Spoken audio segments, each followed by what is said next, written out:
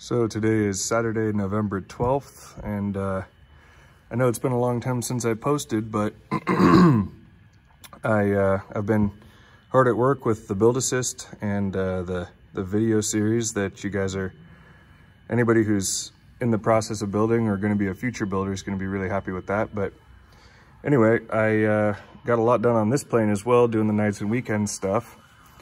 So basically everything is rigged and all tightened up and rigged and working very nicely. I got all my engine parameters dialed in. I'm still working on the V speeds. I gotta get the manual. I just kind of punched some stuff in from memory, but I got the flaps working. Very nice. And then all the way up. There we are. And of course I got the engine started. I will show a video of that in just a little bit here. But so yeah, everything's pretty much done. When we're inside, obviously the engine's off and the power to the engine is off, so we're not going to get any of the engine diagnostic stuff. Inside, the GPS doesn't work, the ADS-B doesn't work, but anyway, so let me turn this stuff off and get out of here, and I'll talk about some of the other stuff. All right, so where do I start here? It's been a while, so there's a whole bunch to go over, but I'll try to make it quick. I've had the whole interior in. This seal is not on. I've got one or two of these bolts from my latches, or actually I just had some M5 bolts laying around that are too short, so I've got to replace those with the longer ones before I install the seal.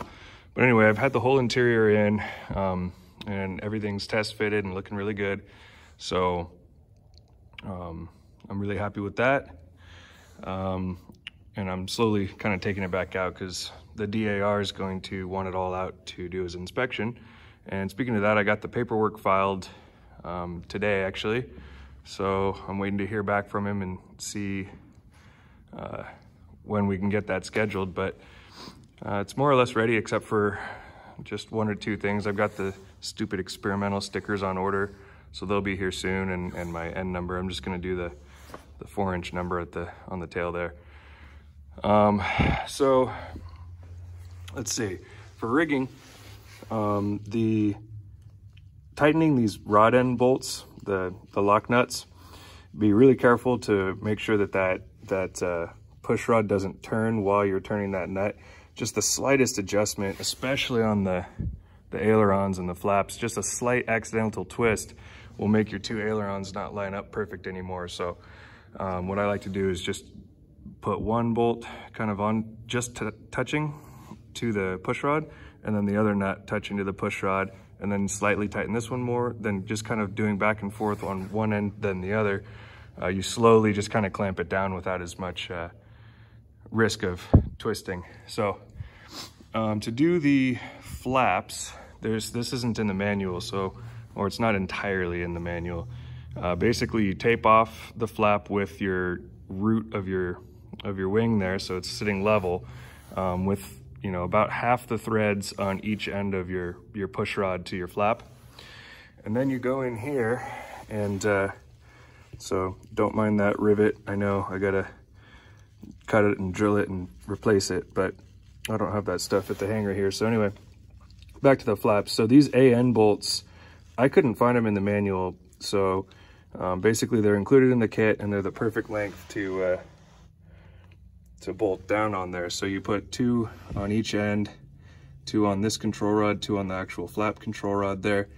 And with everything held straight here, you just drill those holes out and put the bolts through. And once you've done that, then you do your fine adjustment with your push rod there. So that process is pretty easy once it's kind of figured out, but it took a little time to figure out the right way, and hunting through pictures and things and some friends for advice. So I did get the engine started. Oh, let's not get sidetracked. So ailerons are very easy to rig. Basically, the long push rod there is pretty much screwed in the whole way. You just make sure that the two control rods hit the stops at the same time.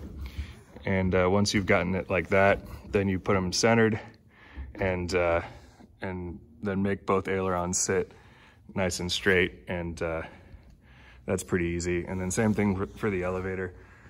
For all of this stuff, it's gonna be best to have a digital level that can be set on your control surfaces while they're lined up at what looks like straight. Then you zero that digital level, and then you get your 20 degrees deflection down and 30 degrees deflection up. That's by far the easiest way to do it. And so that was pretty quick and easy too. All right, back to the engine. So I will show that video at the end here when I'm done describing it all. But the first step on this was to purge the oil tank. So in order to do that, there's a really good video on Rotax's YouTube. Definitely watch that and follow that. Don't really listen to me. But basically you just remove all the plug wires, remove a plug from each cylinder, remove the oil return lines, and have them just freely drain. And then you spin the prop until you get some oil pressure on your gauge.